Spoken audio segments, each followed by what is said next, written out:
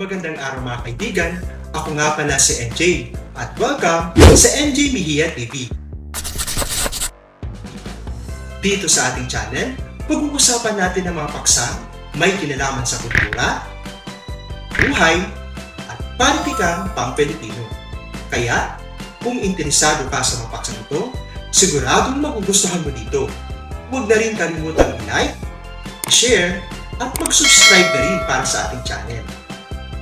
Ngayon, simulan na natin ang ating talakayan. Tara, samahan niyo ako.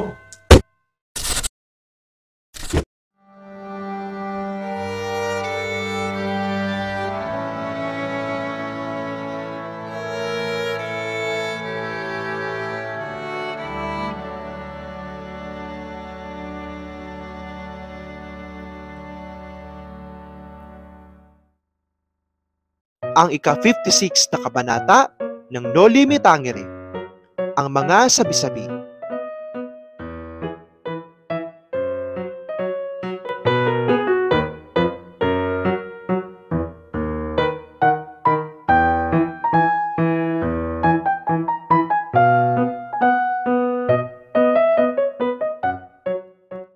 Sumapit ang madaling araw sa bayan, na tila tahimik at walang buhay.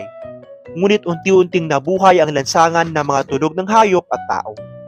Sa mga bintana, nagtinginan ang mga nag-uusisa ang mga matatanda at bata, si Sister Put at Sister Rufa, upang malaman ang nangyari sa kaguluhang naganap noong gabi. Napag-usapan nila ang putok ng armas at pagkilos ng mga grupong lubahok sa labanan. May mga balita tungkol sa mga pulis munisipyo, sa mga tulisan, at sa mga tinawag na revolusyon ng mga inchik, kaya't nagulat at nagkagulo ang mga nakikinig.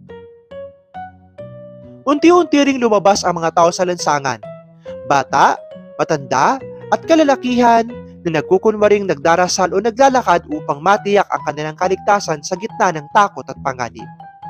Nagkaroon ng kalituhan sa balita, lalo na nang kumalat ang iba't ibang bersyon tungkol sa nangyaring kaguluhan.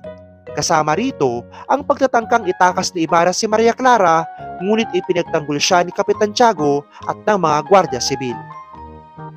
Lumala ang sitwasyon dahil nadagdagan ang bilang ng mga patay mula 14 hanggang 30 at si Kapitan Tiago ay nasugatan kaya't napilitan silang lumuwas sa Maynila. Naging sensasyonal at misteryoso ang pagkilos ng mga pulis munisipyo at ang mga sundalo na may dalang tila bangkay na nagdulot ng mas maraming usap-usapan.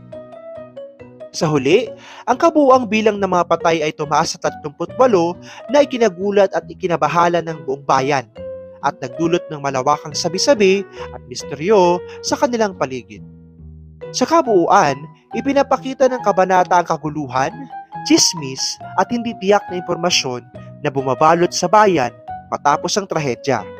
Pati na rin ang epekto nito sa takot, pagkakagulo at misteryo na bumalot sa mga mamamayan.